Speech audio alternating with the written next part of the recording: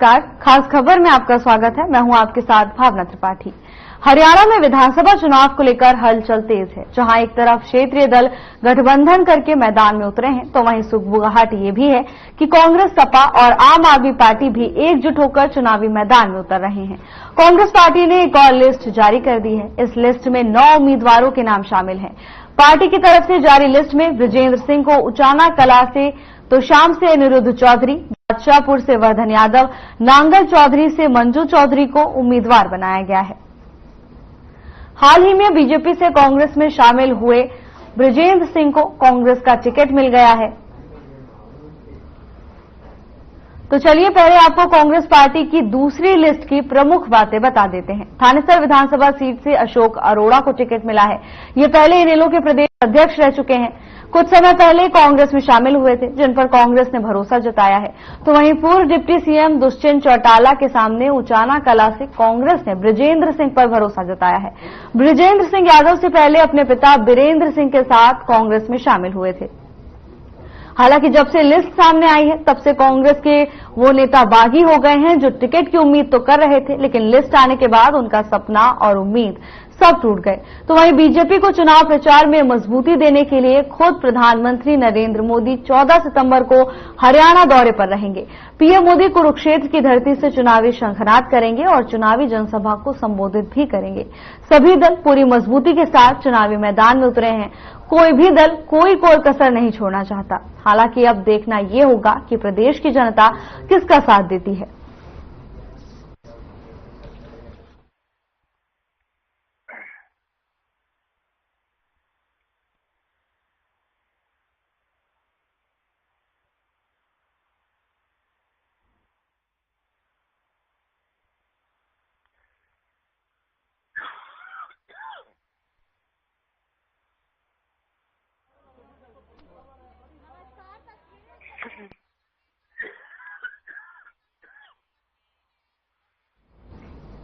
इसी पर चर्चा के लिए हमारे साथ खास मेहमान जुड़ गए हैं। उनसे आपका परिचय करा देते हैं।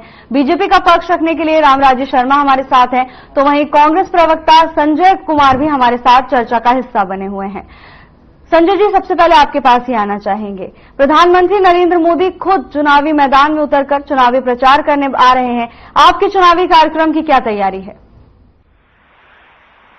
देखिए, प्रधानमंत्री जी अगर चुनावी शंखनाद करने आ रहे हैं तो बड़ी अच्छी बात है, हमारी वोटें उससे बढ़ेंगी।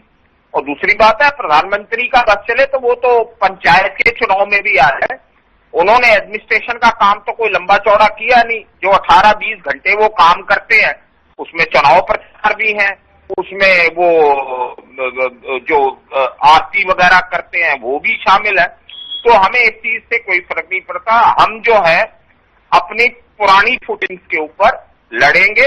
हमने अपना जो है, जो हमारे स्टेट लीडरशिप है, चाहे वो भूपेंद्र सिंह हुड्डा हो, चाहे कुमारी शैलजा हो, चाहे अन्य और नेता हो, हम उनके ऊपर ट्रस्ट करते हैं और उन्हीं के सहारे जो है वो हम चुनाव लड़ेंगे। इनके ब्रजभूषण जी भी आएंगे, प्रधानमंत्री जी भी आएंगे, सारे आएंगे। हमें उससे कोई जो है, हम अपने जो है पिच पर ही खेलेंगे। जी रामराजी शर्मा जी, लोकसभा चुनाव के दौरान बहुत शोर किया गया कि कांग्रेस सूची जारी करने में देरी कर रही है, लेकिन इस बार तो कांग्रेस एक कदम आगे दिखाई दे रही है। आपकी दूसरी लिस्ट कब तक आ रही है? देखो, इनकी जो सूची जारी हुई है उसमें विद्रोह, बहुत भारी विद्रोह हो गया है। और जो 20-20 हजार रुपए की इन्होंने पर्ची काट के फार्म भरवाए थे और एक विधानसभा क्षेत्र से करीब 100 से 150 इन्होंने आवेदन मांगे थे, तो उसके साथ में 20,000 रुपए इन्होंने इकट्ठे करे पर फॉर्म। तो जो 20,000 वाले हैं वो खाली बैठने वाले तो हैं नहीं। और दूसरा, जिस तरह से झूठ बोल के इन्होंने काट की हंडी एक बार कटा दी थी, भाई संविधान बदला जा रहा है, संविधान बदला जा रहा है, आरक्षण खत्म किया जा रहा है, आरक्षण खत्म किया जा रहा है, बहनों के खाते में 1 लाख आएंगे, 8,500 रुपए महीना आएंगे, खटाखट फटाफट। वो खटाखट फटाफट वाले भागे फिर रहे हैं, बहनें पीछे दौड़ रही हो। गारंटी कार्ड लेके इन्होंने गारंटी कार्ड भी झूठे बांटे थे। तो मैं समझता हूं काट की हंडी एक बार इनकी चढ़नी थी, चढ़ गई, जनता जाग चुकी है। और जनता अपना आपको ठगा महसूस करी है। जनता में बहुत भारी रोष है।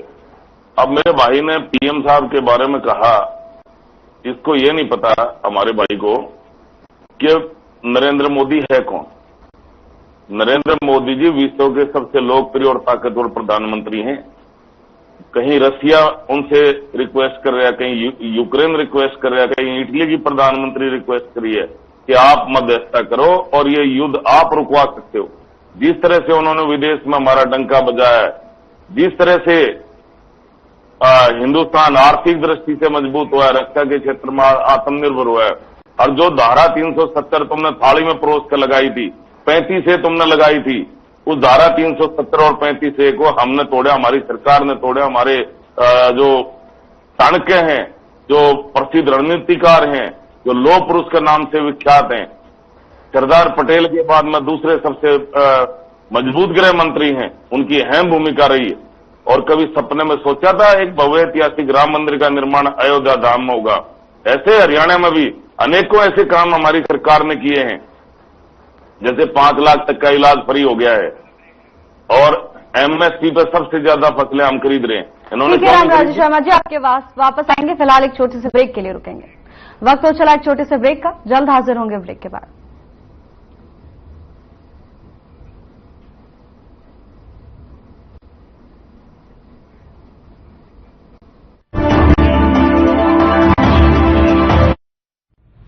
लेवल सबके निकलेंगे। यूं बोलते कि हरियाणा में नौकरी नहीं मिला करती बेटा, यो तो हमने बीजेपी तो वोट दिया और उनने मेहनत करी, जिब्बे तो जाकर मिल रही है बिना खर्ची पर्ची के नौकरियां, और वह भी नॉन स्टॉप। जब्बे तो भरोसा हमने काम करने वाली बीजेपी पर, ना कि नौकरी बेचने वाले दलाला पर। नॉन स्टॉप विकास, बीजेपी पर विश्वास।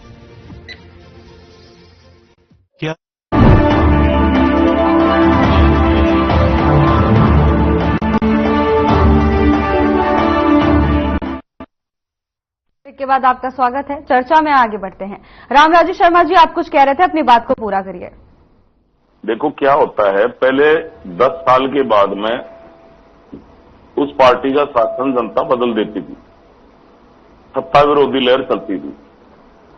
अब माननीय हमारे प्रधानमंत्री नरेंद्र मोदी जी ऐसे, पंडित जवाहरलाल नेहरू के बाद में ऐसे महानुभाव हैं, ऐसे महान हस्तियत है, ऐसी महान हस्ती है जिनको ये मौका मिला है तीसरी बार प्रधानमंत्री बनने का। और ऐसे ही देवतुल्य जनता जनार्दन के आशीर्वाद से तीसरी बार हमारी सरकार हरियाणा में बनेगी, क्योंकि हमारे खिलाफ कोई सत्ता विरोधी लहर नहीं है। क्योंकि अगर सत्ता विरोधी लहर होती तो हम 5 सीटें नहीं जीतते। तीसरी सीट बहुत कम मार्जिन से हमने लूज किया है, और वो भी इन्होंने झूठ बोल दिया। जैसे मैंने पहले आपको बताया, आरक्षण खत्म किया जा रहा है, संविधान बदला जा रहा है, बहनों के खाते में पैसे आ रहे हैं खटाखट फटाफट। तो ये गाठ की अंडी चढ़नी थी, चढ़ चुकी है, जनता जाग चुकी है। और जिस तरह से इन्होंने 20-20 हजार रुपये प्रति फार्म भरवाए हैं, हर एक विधानसभा क्षेत्र से 90 विधानसभा क्षेत्र को आप 20,000 से गुणा कर लो, और प्लस में 150 पर कैंडिडेट लगा लो, पर वो जो आवेदन करता, इनका क्या हाल होगा आप देखना। इनकी पार्टी में बहुत भारी टूट होगी, और जिस तरह से इनका लठ बज रहा है आप देख लेना। और फिर ये केजरीवाल से समझौता करने जा रहे हैं, फिर ये भी फंस जाएंगे। अब तक तो ये बुराई करते थे उनकी, जैसे इनका केंद्र में भी वो लठबंधन था, लठबाज के इनका टूट गया था, क्योंकि केजरीवाल की सरकार है वहां पे पंजाब में, और पंजाब हमारा हिस्सा मान रहा है। पास वापस आएंगे, कांग्रेस प्रवक्ता की ओर रुख कर लेते हैं। संजय जी, देखिए सूची जारी होने के बाद बगावती सुर उठने लगे हैं, क्या यह नाराजगी चुनाव में भारी पड़ सकती है? जी, तो बगावती सुर आप करें वो क्या, वो वैसे ही है जैसे ये भाजपा वाले हैं, वो टीवी पर रो रहा है, कोई पुतले जला रहा है, कोई झंडे जला रहा है, कोई दफ्तर, कोई एक मिनट शर्मा जी, मैंने आपके बीच में नहीं बोला, प्लीज मेरे बीच में मत बोलिए। रामराजू शर्मा जी, आपको काफी समय दिया गया था, आप अपने समय में बोलिएगा। I want to allow you, या आप जितने मर्जी दबंग हो, पार्टी के दीपक बावरिया रामराजू शर्मा जी, आप अपने समय में बोलिएगा। बात करने दीजिए। अरे झूठों के सरदार, झूठा पार्टी, जुमलेबाज पार्टी, आप हम मुझे बात करने दीजिए। ये साथ भी आपने के साथ भी को बोलवा लीजिए। ये तो मेरे को लगता है रेडी पे सब्जी बेचता होगा, इसको पता ही नहीं डिबेट में किसी को बोलने दे। हाँ तू भाई साहब आप आराम से बात कीजिए। देखिए, आप दोनों ही भाषा की गणना को बनाए रखिए और रामराजी शर्मा जी आपको बोलने का समय दिया जाएगा। रामराजी शर्मा जी आपको दोबारा बोलने का समय दिया जाएगा। अभी फिलहाल जवाब ले लीजिए। जी संजय जी। अरे रहने दे भाई, रहने दे। देखो बात ये है, या तो आप उनकी आवाज बंद कर दीजिए या मेरी। देखिए, आप उन्होंने जवाब जो सवाल पूछा मैं उसका जवाब दे देता हूं। संजय जी, आप अपनी बात को रखिए। बीजेपी प्रवक्ता का ऑडियो अभी आउट है। जी, मैं पहले ये बात कर रहा था, डिसिडेंस जो है वो तो होगा, वो भाजपा में भी होगा, वो कांग्रेस में भी होगा। किसमें कितना उग्र है ये सब जान रहे हैं। कांग्रेस में कोई आपको इस किस्म का भी नहीं दिखेगा कि लोग झंडे जला रहे हैं, कोई दफ्तर लूट रहा है, कोई कुछ कर रहा है। देखिए, मैंने पहले भी कहा था, आज भी कहूंगा, हरियाणा की जो जनता है वो प्रबुद्ध जनता है। उनको दिखता है कि जो पार्टी जीत रही है उससे बिगाड़ना कौन चाहेगा। यदि उसको टिकट नहीं भी मिलता है तो 50 ऐसे एवेन्यूज हैं जहां पर उसको एडजस्ट किया जा सकता है। तो एक तो ये बात है। दूसरी जो इन्होंने बात की हमारे भाई ने रिजर्वेशन की, देखिए जब संविधान बदला जाएगा, जब रिजर्वेशन पर खतरा आएगा, जिसे इन्होंने कहा कि हमने झूठा प्रचार किया, वो कोई ढोल नगाड़ों के साथ नहीं किया जाएगा। यूपी में जो 66,000 शिक्षक भर्ती हुई, जिसके ऊपर एजुकेशन हुआ क्या? वो आरक्षण ही तो खत्म किया जा रहा था। उसमें जो 25%, 27% रिजर्वेशन थी, उस रिजर्वेशन को उन्होंने ये किया, जो 66,000 जनरल कैटेगरी में लोग सिलेक्ट हो गए ऑन मेरिट, उनको भी काउंट कर लिया। अल्टीमेटली वो हाई कोर्ट ने उसको निरस्त किया। तो और मैं कम से कम इस बात की जरूर दाद दूंगा कि जो योगी सरकार है वो सुप्रीम कोर्ट में नहीं गई। इस बात के लिए उनकी तारीफ करूंगा मैं। लेकिन रिजर्वेशन खत्म करने के लिए संविधान के ऊपर जिस किस्म के अटैक किए गए, वो ढोल नगाड़ों के साथ कभी भी नहीं होगा। वो इस तरह प्रचार करके कभी नहीं होगा। वो चुपचाप किया जाएगा, लेटरल एंट्री लगी जाएगी। देखिए, लेटरल एंट्री क्यों वापस ली गई? यही कारण था। लेटरल एंट्री में आपने एक भी सीट रिजर्व नहीं रखी थी। तो ये मुद्दा है। और दूसरी बात ये है, मैं फिर ये बात कहूंगा कि चाहे शर्मा जी हो या मैं हूं, हम चाहे कैसी लोक लुभावनी बातें कर ले, जनता जो है वो परफॉर्मेंस पर जज करेगी। यदि उनको बीजेपी का काम बहुत अच्छा लगा है तो वो सत्ता में आएगी। यदि उनको अच्छा नहीं लगा और उन्हें लगता है कि कांग्रेस जो है वो कोई अल्टरनेट बेटर दे सकती है तो कांग्रेस को वोट देगी। इसमें कोई इतनी वो भी जोर पूरा लगाएंगे, हम भी लगाएंगे। डिसिडेंस उनमें भी होगा, डिसिडेंस हमारे में भी होगा। आखिरकार लोकतंत्र है, यहाँ कोई। संजय जी, इससे पहले हरियाणा में कांग्रेस की सरकार थी, तो क्या आप मानते हैं कि कांग्रेस ने बेहतर प्रदर्शन नहीं किया, इसी वजह से अब सत्ता बदल गई है? मैं आपका सवाल समझा नहीं। देखिए, सवाल पता है क्या है? एंटी इनकम्बेंसी हुड्डा सरकार के खिलाफ रही, इसमें कोई दो राय नहीं है। जब एक सरकार जो है वो आपको डिलीवर नहीं कर पाती आपकी एक्सपेक्टेशंस के हिसाब से, मैं इसका सिंपल सी बात बोलूंगा। एक भूखा आदमी बैठा है, उसको खाना चाहिए, आप उसको चाहे तोरी दे दें, चाहे लौकी दे दें, चाहे कुछ दे दें, वो खाएगा। जब उसका पेट भरेगा तब वो टेस्ट की तरफ जाएगा। वो सिर्फ लौकी और चोखा और ये सब खा के काम नहीं चलेगा।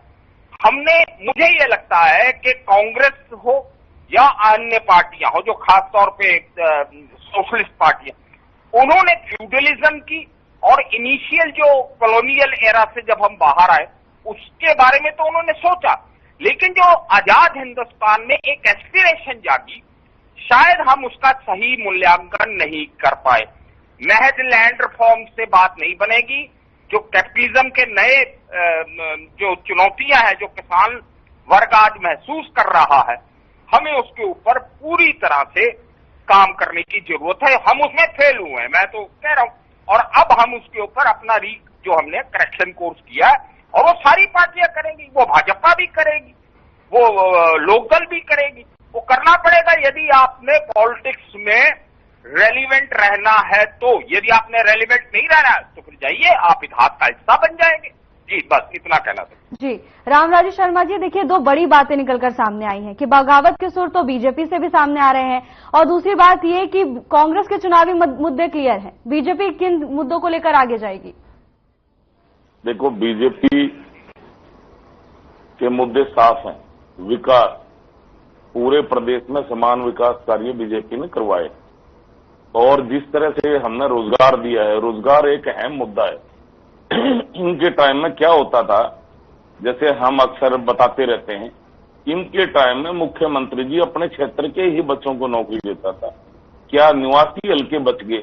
90 में से कलोई हल्का चला गया, निवासी हल्के तो फिर भी बच गए। क्या उन हल्कों के बच्चे पढ़ाई नहीं करते, मेरिट में नहीं आते? कहने का भाव ये है, पहले नौकरियां किस आधार पर मिलती थी? भाई भतीजावाद, क्षेत्रवाद, परिवारवाद, जातिवाद। हमने इस वाद को तोड़ा। आज किसान मजदूर का बालक है जिसकी 3 पीढ़ी खाली चली गई, कोई चपड़ा की नहीं लगा था, आज क्लास 1 अफसर लग रहा है। ये अपना गौरव की बात है, ये हमारी सरकार ने किया है। 5 लाख तक का, जैसे मैंने बताया, इलाज हमने फ्री कर दिया है, और पूरे प्रदेश में समान विकास कार्य पूरे प्रदेश में। और जो इनके एमएलए अपने क्षेत्र में विकास कार्य नहीं करवा पाए, क्योंकि हमारी सरकार ने रामराजू शर्मा जी आपके पास वापस आएंगे, फिलहाल एक ब्रेक के लिए रुकेंगे। तो वक्त हो चला एक छोटे से ब्रेक का, जल्द हाजिर होंगे ब्रेक के बाद।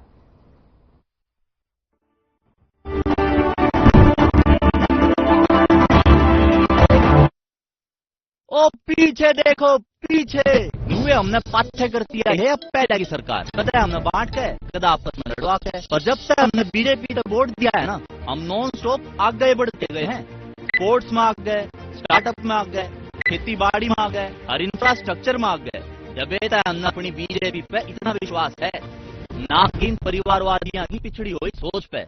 नॉन स्टॉप विकास, बीजेपी पे विश्वास।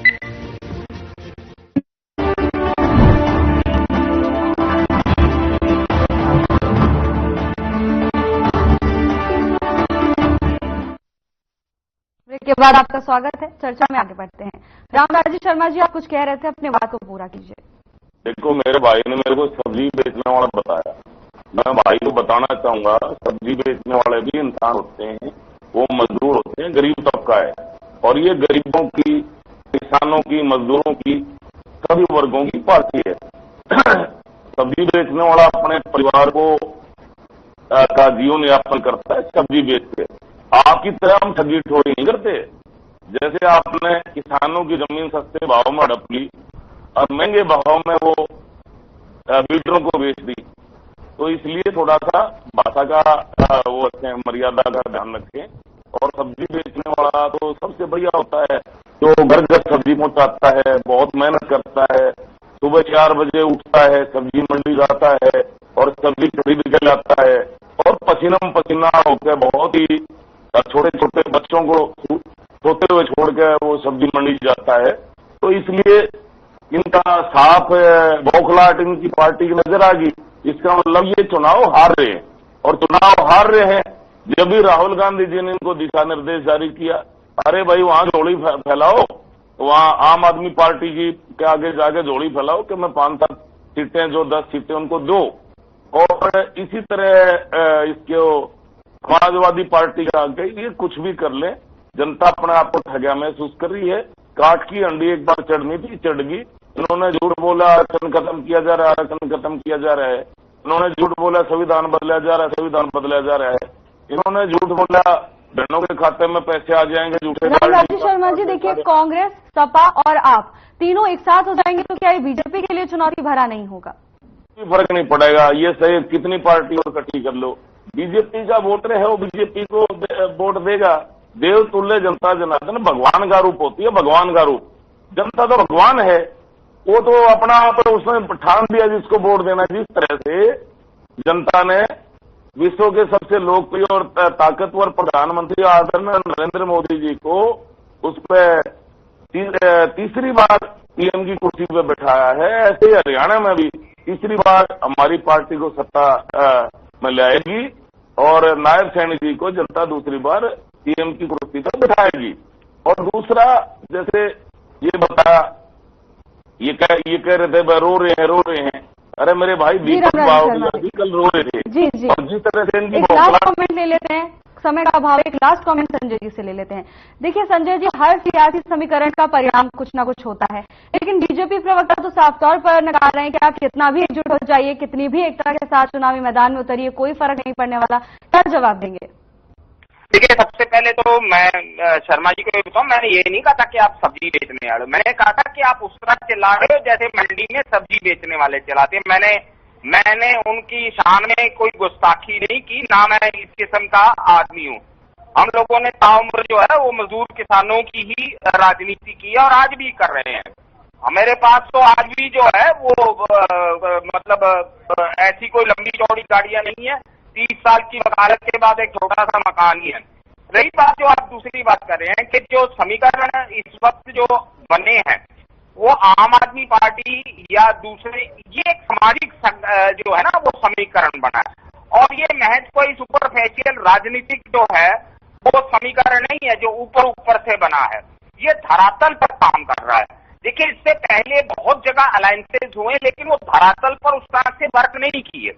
जैसे यूपी में इस बार जो समीकरण बना वो धरातल पे बना, उसी तरह हरियाणा में जो समीकरण बनेगा, जहां तक आम आदमी पार्टी का सवाल है या दूसरी तीसरी पार्टियों का सवाल है, मेरे हिसाब से अभी तक हमने जो है वो जो 40-41 की लिस्ट है हमारी, अभी तक वो फाइनल है। आम आदमी पार्टी जो है पहले 90 सीटों पर लड़ रही थी, अब कितनों पर है, फाइनल आउटकम क्या होगा। नेगोशिएशन तो लास्ट मोमेंट तक, मैं कहता हूँ नॉमिनेशन फाइल होने के बाद पोलिंग डे वाले तक चलती रहती है। हमने इतिहास में देखा है, लास्ट डे में कोई कैंडिडेट चाहे वो नाम वापस ना ले सके कॉन्स्टिट्यूशनली या टेक्निकली, वो कहते मैं इसके साथ खड़ा हूँ। ऐसा होता रहा है और हम जो है बड़ी कंफर्टेबली इस बात को कह रहे कि हमारा जी संजय जी, वक्त की पाबंदी है, रुकना चाहेंगे। चर्चा में जुड़ने के आप दोनों का बहुत बहुत धन्यवाद। तो हरियाणा में विधानसभा चुनाव को लेकर सियासी हलचल तेज है। कांग्रेस की लिस्ट सामने आ चुकी है, 9 उम्मीदवारों के नामों का ऐलान कर दिया गया है, तो वहीं गठबंधन की सुगबुगाहट भी तेज है। हालांकि अब देखना ये होगा कि जनता का भरोसा किसके साथ है। फिलहाल की चर्चा में बस इतना ही, जल्द हाजिर होंगे नई अपडेट्स के साथ। नमस्कार।